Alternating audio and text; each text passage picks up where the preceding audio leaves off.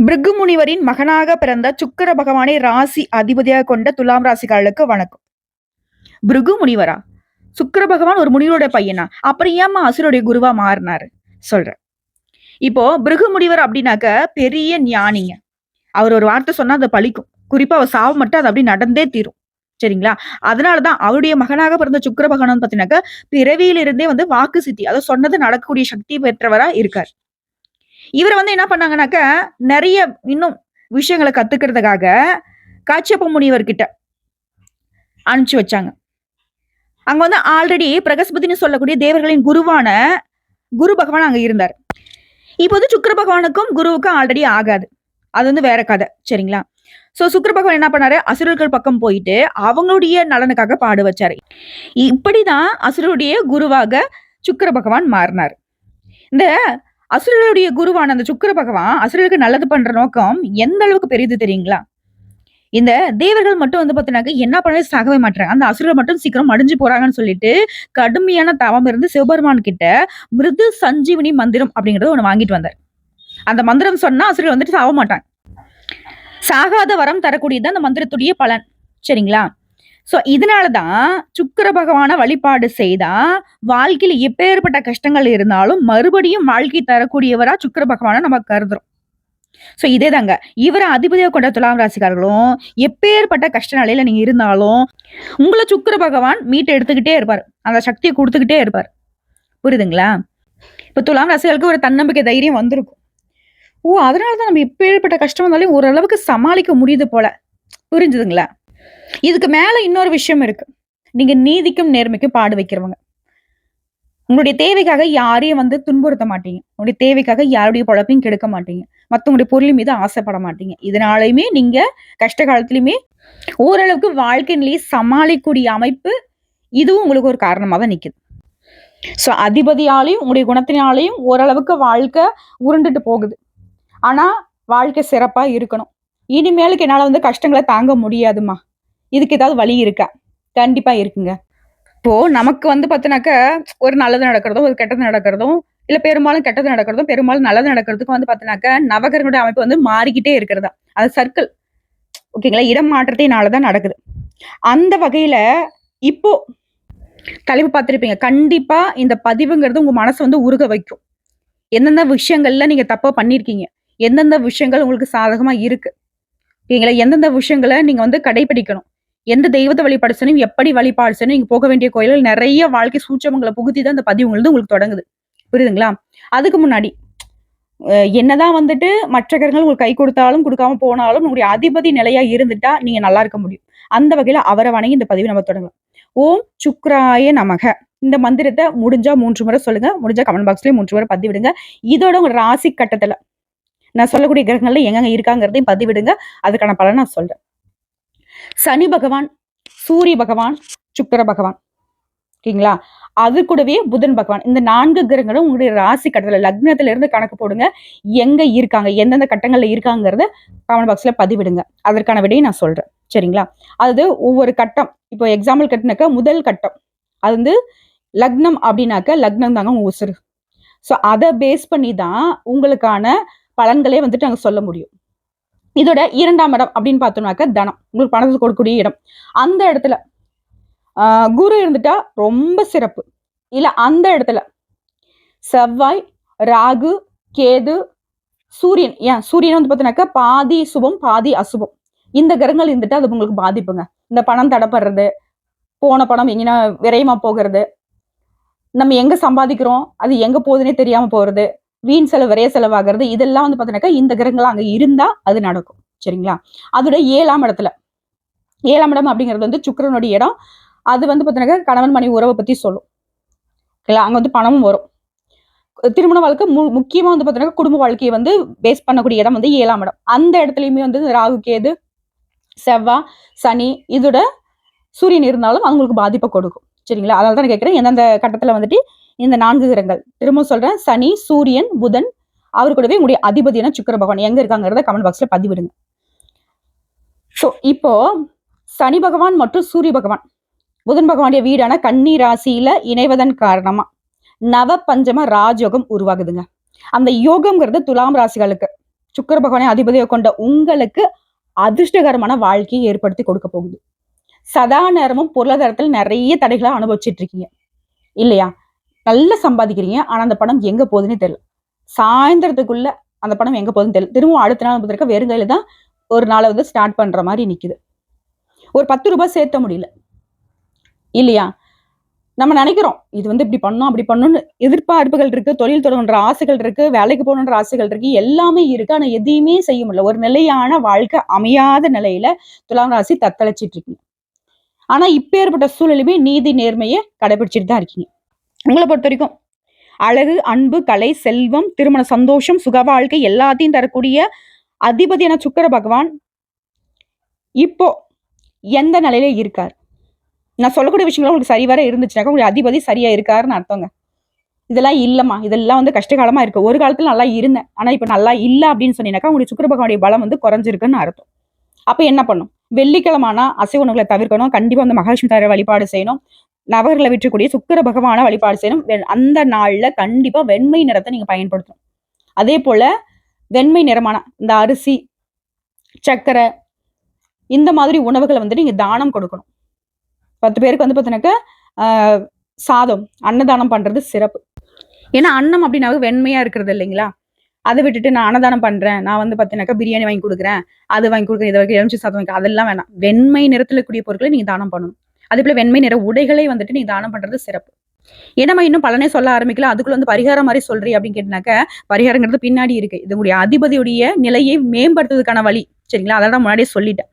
சரி, இப்ப இந்த நவபஞ்ச ராஜகம்ங்கிறது உங்களுக்கு எப்படி வேலை செய்யும் அதை ஃபர்ஸ்ட் சொல்லிடுறேன்.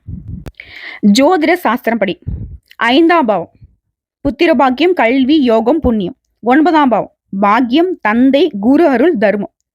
இந்த 2 பாவங்களும் ஒன்றிணைந்ததால ராஜயோகம் உருவாகுது. இதுதாங்க நவபஞ்ச ராஜயோகம். இப்போ இந்த இடத்துல யாரா இருக்காங்க? சூரிய பகவான் மற்றும் சனி பகவான். சூரியன் அப்படிங்கிறவர் யாரு? ஒளியினுடைய அதிபதி, அதாவது வெளிச்சத்துக்குரிய அதிபதி. உயிர், அதிகாரம், தந்தை, புகழ் எல்லாமே சூரிய பகவானுடைய ஆட்சி தான். அது சனி. சூரிய பகவானுடைய புத்திரன். கடினமான உழைப்பு, பொறுமை, தர்மம், ஒழுங்கு இது எல்லாத்தையும் தரக்கூடியவர் சனி பகவானுடைய தன்மை. புராண கதைகள் படி வந்து பார்த்தீங்கன்னா சனி பிறந்த உடனே, அதாவது சனி பகவானும் சூரிய பகவான் எனக்கு சூரியன் அப்பா, சனி பகவான் அவருடைய பிள்ளை. சனி பகவான் பிறந்த உடனே சூரிய பகவானுக்கு சிரமம் ஏற்படுச்சான். இதனாலதான் வந்து பார்த்தீங்கன்னா தந்தை மகன் இணைப்பு நடந்தாலே அதிகாரமும் தர்மமும் ஒன்றிணையும் அப்படின்னு சொல்லுவாங்க. இப்ப இந்த கலியுகத்திலே எடுத்துக்கோங்களேன், அப்பா மகனுக்கு பெருசா வந்துட்டு ஆகவே ஆகாது. பொதுப்படியான விஷயம். அப்பாவுக்கு மகள், அம்மாவுக்கு மகன், அது ஒரு மாதிரி வந்து பாண்டிங் நல்லா இருக்கும். ஆனா 2ம் நேர் வரனாக்க சத்தியமா செட் ஆகாது. இப்போ அது ஒரு கஷ்டம் வருது அப்படின்னாக்க அம்மா கொண்டாக்க பொண்ணு வந்து நிப்பாங்க, அப்பா கொண்டாக்க பையன் போய் நிப்பாங்க. ஓகேங்களா? அது போலதான் சனி பகவானும் சூரிய பகவானும் இணைவதுங்கிறதுமே உங்களுக்கு ராஜயோக புண்ணியங்களை சேர்க்க போகுது. குறிப்பா துலாம் ராசிகளுக்கு உங்களுடைய அதிபதி சுக்கிரன், கலை, செல்வம், சுகம் தரக்கூடியவர். சனி வந்து துலாமுக்கு யோகக்காரகன். அதாவது உங்களை பொறுத்த வரைக்கும் 5ஆம் பாவத்துக்கும் 4ஆம் பாவத்துக்கும் அதிபதி. இதனால சனி சூரிய பகவானுடைய இணைவுங்கிறது துலாம் ராசிக்கு கொடுக்கக்கூடிய பலன் அப்படிங்கனாக்க பழைய முயற்சிகள் கூட இப்ப வெற்றி உண்டு. முன்னாடி ஒரு வேலை செஞ்சு வச்சோம்பா, திடீர்னு பார்த்தா இப்போ வந்து பார்த்தீங்கன்னாக்க அது ஓரளவுக்கு நல்லா வளர்ந்துருக்கு அப்படின்னு சொல்லுவாங்க இல்லையா? ஏதோ முதலீடா இருக்கலாம், ஏதோ ஒரு நிலம் வாங்கி போட்டிருக்கலாம், ஏதாவது ஒரு வகையில. அதே போல அரசு மற்றும் அதிகார தரப்புகள்ல வாய்ப்புகள் அமையும். அரசாங்க வேலை கூட கிடைக்கும். முயற்சி பண்ணுங்க துலாம் ராசிக்காரங்களே. அதே போல நிலம் வாங்கக்கூடிய யோகம், வீடு வாங்கக்கூடிய யோகம், எல்லா விதங்களும் பாக்கியம் உண்டு. தந்தை, குரு, மூத்தோர்களுடைய அன்பு ஆதரவு கிடைக்கும். ஏன் அவர்கள் வழியாக செல்வம் சேரும். பிள்ளைகளுடைய கல்வி, யோகம் தொடர்பான விஷயங்கள்ல அதிர்ஷ்டம் உண்டு. இதுவே சோதனைன்னு பார்த்தோம்னா, அதிர்ஷ்டத்தை தெரிஞ்சுக்கிட்டீங்கன்னா சோதனைன்னு தெரிஞ்சுக்கோங்க. சனி சூரியன் சேர்ந்தா அதிகாரத்தோட ஒரு ஈகோ கிளாஷ் வரும். நம்ம வந்து நல்ல ஒரு அதிகார தோரணையில நல்ல பதவிகள் கிடைக்கும், உயர்வு வரும். அந்த நேரத்துல நம்ம ஒரு சிலர்கிட்ட வந்து ஈகோ பார்ப்போம். அந்த இடம் அப்படிங்கிறது கொஞ்சம் சிரமத்தை ஏற்படுத்தலாம். ஸோ நமக்கு வந்து சொல்லுவாங்க இல்லையா, நீ உயர்ந்த இடத்துக்கு போறப்போ தலை குனிஞ்சு நடக்கணும், தலகணத்தோட நடக்கூடாதுன்னு சொல்லுவாங்க இல்லையா? அந்த இடத்துல துலாம் ராசி கொஞ்சம் பார்த்துக்கணும். அதே போல உடம்புக்கு வந்து சூடு, தலைவலி, கண் பிரச்சனை வரதுக்கு வாய்ப்பு இருக்கு. ஆரோக்கியத்துல கவனம் வச்சுக்கணும். இதோட சனி பகவானை பொறுத்த வரைக்கும் நாங்க ஜோதிட ரீதியாவே என்ன சொல்லணும்னாக்கா வந்து ஒரு வயதான கிரகம் அப்படின்னு சொல்லுவோம். ஏன்னா மெதுவா நகரக்கூடியவர். இவரை பொறுத்தவரைக்கும் என்ன பண்ணுவாருனாக்க உடைய ஒழுக்கத்தை சோதிப்பாரு, உடைய சுறுசுறுப்பை சோதிப்பாரு. இதோட நீ வந்து பொறுமையா இருக்கியா அதையும் சோதிப்பாரு. ஸோ இந்த இடத்துல நீங்க தெரிஞ்சுக்க வேண்டியது என்ன தெரியுங்களா? சனி பகவான் உங்களை காத்தருள்வார், நல்ல வெளிச்சமான வாழ்க்கை கொடுப்பார். ஆனா இந்த சனி பகவான் என்ன தெரியும் பண்ணுவாரு? பா அவன் ஒரு ஆள்னு அவனை நம்பி குடுக்குறியா? அவன் போய் தாங்குவானா? இந்த அதிர்ஷ்டத்துக்குலாம் வந்து ஒர்த்தா அவன்? அவனே ஒரு சோம்பேறி. இந்த மாதிரி நம்ம ஒரு சிலருக்கு சொல்லுவோம் இல்லையா? அது போல தான் சனி பகவான் என்ன பண்ணுவாரு, உங்கள சோதிச்சுட்டே இருப்பாரு. நீங்க ஒர்த்தா? உங்கள வந்து சோம்பலாக்குவாரு, தாமதம் பண்ணுவாரு. அந்த இடத்துல நீ பொறுமையா இருக்கியா? அந்த சோம்பல மீறி நீ வந்து உழைக்கிறதுக்கு ரெடியா இருக்கியா? இதெல்லாம் பார்ப்பாங்க. ஓகேங்களா? ஸோ இந்த இடத்துல நீங்க உஷாரா இருந்துக்கணும். உங்கள பொறுத்தவரைக்கும் பரிகாரம்னு கேட்டனாக்கா, சனிக்கிழமைகள்ல சனீஸ்வர பகவானுக்கு நவகிரகங்கள வெற்றக்கூடிய சனீஸ்வர பகவானுக்கு எள்ளெண்ணெய் தீபம் ஏற்றி சனீஸ்வரரை வழிபாடு செய்யணும். உங்களால முடிஞ்சா சனீஸ்வர பகவானுக்கு கருப்பு வஸ்திரம் சாற்றி வழிபாடு செய்யலாம். உங்களால முடிஞ்சா அன்றைய நாள்ல கருப்பு நிறத்துல இருக்கக்கூடிய உளுந்த வந்து நீங்க தானம் கொடுக்கலாம்.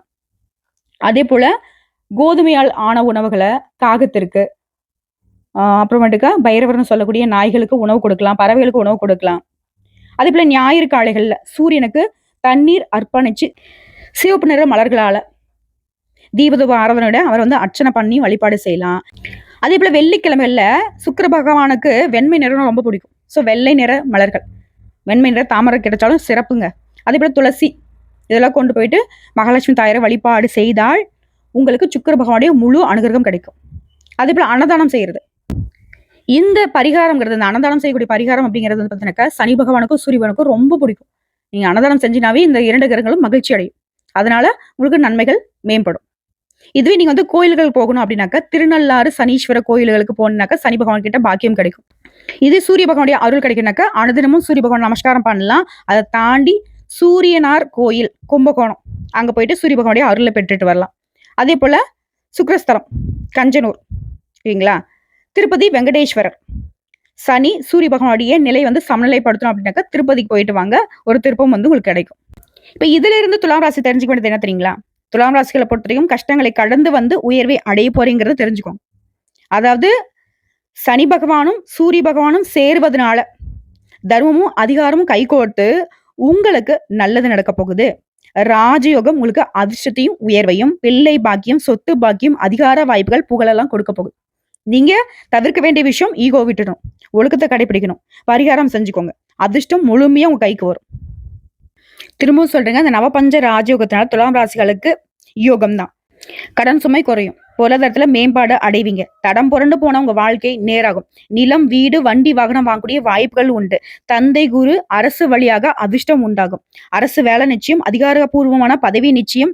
வியாபாரத்துல நிலையான லாபம் கிடைக்கும். கல்வி, பிள்ளைகள் தொடர்பான விஷயங்கள்ல பாக்கியம் உண்டு. தாமதமான காரியங்கள் சரியா முடிவதற்கான சந்தர்ப்பங்கள் கிடைக்கும். நீண்ட நாட்களாக நீங்க காத்திருந்த சொத்து, நிலம் சம்பந்தப்பட்ட விஷயங்கள்ல நல்ல பலன் கிடைக்கும். இதோட உங்களுக்கு அதிர்ஷ்டம் தரக்கூடிய நிறங்கள்ங்க வெள்ளை, அப்புறம் சந்தன நிறம் மாதிரி, இளம் சிவப்பு, பச்சை. இந்த நிறங்கள வந்து பார்த்தீங்கன்னாக்கா, துலாம் ராசிகளுக்கு அதிகமா பயன்படுத்தலாம். அடிக்கடி நீங்க பயன்படுத்தினாக்கா அதிர்ஷ்டம் அதிகமாகும். அதிர்ஷ்டம் தரக்கூடிய எண்கள்னு பார்த்தோம்னாக்கா 6, 3, 9. 6ங்கிறது சுக்கிர பகவானுடைய எண். 3, 9ங்கிறது வந்து சனி பகவான் இணையக்கூடிய எண்கள். சரிங்களா? இந்த எண்கள் நீங்க எப்படி பயன்படுத்தலாம்? ஒரு வண்டி வாகனம் வாங்குறீங்க அப்படின்னாக்கா, அதோடைய நம்பர்ஸ் வந்து இந்த நம்பர்கள்ல இருக்கலாம். வீட்டுடைய எண்கள், மொபைல் நம்பருடைய எண்கள், இந்த மாரி இந்த இடங்கள்லாம் வந்து இந்த எண்களை பயன்படுத்திட்டீங்க அப்படின்னாக்கா மிக சிறப்புங்க. அதே போல அதிர்ஷ்டம் தரக்கூடிய திசை வடகிழக்கு, அதாவது ஈசானிய மூலைன்னு சொல்லுவாங்க இல்லையா? இங்க வந்து சிவபெருமான் திசை. இந்த திசை வந்து உங்களுக்கு சிறப்பை சேர்க்கும். அதே போல தெற்கு கிழக்கு அக்னி மூலை, சுக்கிரன் சக்தி தரக்கூடிய திசை. வீட்டுல வழிபாடு, தியானம், தீபம் இதெல்லாம் வந்து பாத்தீங்கன்னாக்கா இந்த திசைகள்ல வைக்கிறதுக்கு நல்ல பலன் கிடைக்கும். வீடை பொறுத்த வரைக்கும் நீங்க வழிபாடு செய்ய வேண்டிய தெய்வங்கள் பார்த்தாக்கா மகாலட்சுமிங்க. கண்டிப்பா வெள்ளிக்கிழமை மகாலட்சுமிக்கு வீட்டில் நீங்க பூஜைகள் செய்யணும். செல்வம், சுகம், ஆடம்பரத்தை கொடுப்பாங்க. அதே போல சிவபெருமான் சுக்கிரனுக்கு மிருத சஞ்சீவனி மந்திரத்தை கொடுத்தவரே இவர் தான். ஸோ இவரை நீங்க அதிபதியா கொண்டிருக்கீங்க. சுக்கிர பகவானுக்கும் சிவபெருமானுக்கும் நேரடியாக கனெக்ஷன் இருக்கு. நீங்க சிவனை வழிபாடு செய்தாலே உங்களுடைய அதிபதியுடைய பலனும் கிடைக்கும், சிவபெருமான் கிட்டயுமே பலன் கிடைக்கும். அதே போல பெருமாள் விஷ்ணு, உங்க வாழ்க்கை வந்து சமநிலையா இருக்கணும். ஏற்றமான இறக்கம் வேணாப்பா. நீங்க கையில வச்சுக்க தராசே அதுக்கு வந்து உங்களுக்கு ஒரு எக்ஸாம்பிள் தான். சரிங்களா? அமைதியை கொடுக்கக்கூடிய கடவுளா பெருமாளை நீங்க பார்க்கலாம். அதே போல பராசக்தி மற்றும் அம்பிகை வழிபாடு, குடும்ப வாழ்க்கையில சந்தோஷம் தரக்கூடிய தெய்வங்கள் இவங்க. இதுல ஆண்களை பொறுத்த வரைக்கும் இந்த ராஜகம்ங்கிறது வரக்கூடிய 2-3 வருஷத்துக்கு குடும்பத்துல இருந்த சிக்கல்கள் எல்லாமே தீரப்போகுது. மனைவியுடைய, கணவனுடைய நல்ல புரிதல் வரும். புதுசா வீடு வாங்கக்கூடிய அதிர்ஷ்டத்தை கொடுப்பாங்க. பெண்களை பொறுத்த குடும்பத்துல அன்பு, குழந்தை பாக்கியம், கணவன் ஆதரவு, திருமணம் ஆகாத பெண்களுக்கு நல்ல கல்யாண யோகம் எல்லாமே கொடுப்பாங்க. அதே போல தொழில் மற்றும் வேலையில ஆண்களை பொறுத்த வரைக்கும் புதிய பதவி உயர்வு, வெளிநாடு செல்லக்கூடிய வாய்ப்பு, வெளிநாட்டுல வேலை, அரசாங்கத்துல தொடர்பான வாய்ப்புகள், சனீஸ்வரனுடைய இணைவுங்கிறது அதிகார மேன்மையை கொடுக்குது. பெண்களுக்கு வந்து உங்களுடைய சொந்த திறமையாலவே கலை, கல்வி, தொழில் இதெல்லாம் வந்து உயர்வாக போறீங்க. வீட்ல இருந்து தொழில் ஆரம்பிக்கிற பெண்களுக்குலாம் நல்ல பலன் கிடைக்கும். ஒட்டுமொத்தமா இந்த நவபஞ்ச ராஜயோகத்தினால முன்னாடி துலாம் ராசிகளுக்கு இருந்த தடை, இடையூறு, தாமதம் எல்லாமே விலகப் போகுது. வாழ்க்கையில பெரிய வாய்ப்புகள், அதிகாரங்கள், பணப்பெருக்கம் வரும். திருமணம், தொழில், குழந்தை பாக்கியம் 3மே நிறைவேறப் போகுது. ஓகேங்களா? கண்டிப்பா வெள்ளிக்கிழமையில திரும்பவும் சொல்றேன், வெள்ளை ஆடை மகாலட்சுமி தாயாருக்கு நெய் தீபம் ஏத்துங்க. சனிக்கிழமைகள் எள்ளெண்ணெய் தீபம் சனி பகவானை வழிபாடு செய்யுங்க. ஆதி வெள்ளி என்று அம்பிகை கோயிலுக்கு போயிட்டு வழிபாடு செய்யறது சிறப்பு. அதே போல பசு மாடுகளுக்கு பசும்புல், கன்னி பெண்களுக்கு அதாவது திருமணம் ஆகாதவங்களுக்கு குங்குமம் வாங்கி கொடுக்கறது, ஆடை ஆபரணங்களை வாங்கி கொடுக்கறது, உங்களால முடிஞ்ச தங்கம் வாங்கி கொடுக்கறது ரொம்ப சிறப்புங்க. அது திருமணம் ஆகாத பெண்களுக்கு அவங்களுடைய திருமண செலவுக்கு ஏதாவது உங்களால முடிஞ்ச உதவியில செய்யுங்க. அவங்களுக்கு மாங்கல்யம் வாங்கி கொடுத்தாக்க துலாம் ராசிகளுக்கு எப்பேற்பட்ட கஷ்டங்கள் இருக்கட்டும். முன்னாடி சொல்லுவாங்க இல்லையா, என்ன பாவம் பண்ணணும் தெரியல, இப்படி அனுபவிக்கிறேன், வீட்டுல எதை தொட்டாலும் சண்டை, சச்சரவு, தடை, தாமதம் இப்படி வந்துகிட்டு இருக்கு. குடும்ப வாழ்க்கை சிறப்பா இருக்கிறதுக்கெல்லாம் இதை செய்தால் உங்களுக்கு முழுசா நிவாரணம் கிடைக்கும். அதே நீங்க செய்யக்கூடவே கூடாத விஷயம்னு பார்த்தனாக்கா, போய் பேசவே கூடாது. தவறான உறவு வேணாம். உழைப்பில்லாம ஆடம்பர வாழ்க்கை நடத்தணுன்ற எண்ணம் வேணாம். மற்றவங்களை நம்பி எந்த ஒரு விஷயம் இறங்கக்கூடாது. மற்றவங்களுக்கு நம்பிக்கை துரோகமும் செய்யவே கூடாது. தெரிஞ்சோ தெரியாமலோ இப்போ வந்து நான் சொல்லிட்டேன். இதெல்லாம் வந்து சரி பண்ணிக்கோங்க. ஸோ ஒட்டுமொத்தமாக அந்த நவபஞ்ச ராஜயோகம் துலாம் ராசிகளுக்கு குடும்பம், திருமணம், தொழில் இது 3 விஷயத்திலும் பெரிய பலன்களை கொடுக்க போகுது. தவறான பாதிக்கு போகாம தெய்வ நம்பிக்கையோட வாழ்ந்துட்டாக்க இந்த 30 வருடத்துக்கு பிறகு வந்திருக்கக்கூடிய இந்த யோகம்ங்கிறது உங்க வாழ்க்கையை வந்து தங்க பாதையில கொண்டு போய் விட்டுடும். சரிங்களா? ஸோ நம்ம சொல்லக்கூடிய விஷயங்கள் எல்லாமே உங்களுக்கு ஒரு இருண்ட வாழ்க்கைக்கு வெளிச்சம் வந்த மாதிரி இருந்திருக்கும். கண்டிப்பா இப்போ வந்து ஃபாலோ பண்ணிட்டு இருக்கீங்க அப்படின்னாக்க ஓகே தான். இல்ல ஃபாலோ பண்ணல, ஏதாவது மாற்றங்களை ஏற்படுத்தினாக்க மாத்திக்கோங்க, நல்லது நடக்கும். இது நாள் வரைக்கும் வந்து பார்த்தீங்கன்னாக்கா சுக்கிர பகவான் வழிபாடு செய்யல, சனி பகவான் வழிபாடு செய்யல, சூரிய பகவான் வழிபாடு செய்யலனாலும் பரவாயில்ல, இனியாவது வழிபாடு செய்யுங்க. அதே போல அனுதினமும் ஓம் சுக்கிராய நமக, ஓம் நமசிவாய நமக, ஓம் சூர்யாய நமக இந்த 3 தெய்வனுடைய மந்திரத்தையும் 108 முறை 108 முறை சொல்றது சிறப்பு. இல்லம்மா என்னால அவ்வளவு தூரம் சொல்ல முடியாது, எனக்கு வந்து டைம் கிடையாதுன்னு சொல்றவங்க குறைஞ்சபட்சம் ஒரு 21 முறையாவது இந்த மந்திரங்களை உச்சரிச்சுட்டு அன்றாட வேலைகளை தொடங்க பாருங்க. எந்த ஒரு தடையோ, தாமதமோ, சிக்கல்களோ எதுவுமே வராது. இருக்கிற பிரச்சனையும் வந்து முழுமையா உங்களை விட்டு விலகி போகும். ஒரு சந்தோஷமான வாழ்க்கை அமையும். நிம்மதியான வாழ்க்கை. எதிர்பார்ப்புகள் எல்லாமே பூர்த்தியாகும். வாழ்த்துக்களுங்க. ஓம் சுக்ராய நமக, ஓம் சூர்யாய நமக, ஓம் சனீஸ்வராய நமக. நல்லா இருக்க போறீங்க. ரொம்ப ரொம்ப நல்லா இருக்க போறீங்க. மாற்றம், ஏற்றம், முன்னேற்றம், நவபஞ்ச ராஜயோகம் உங்களுக்கு 4 திசைகள்ல இருந்தும் நல்வரவை கொடுக்கட்டும்.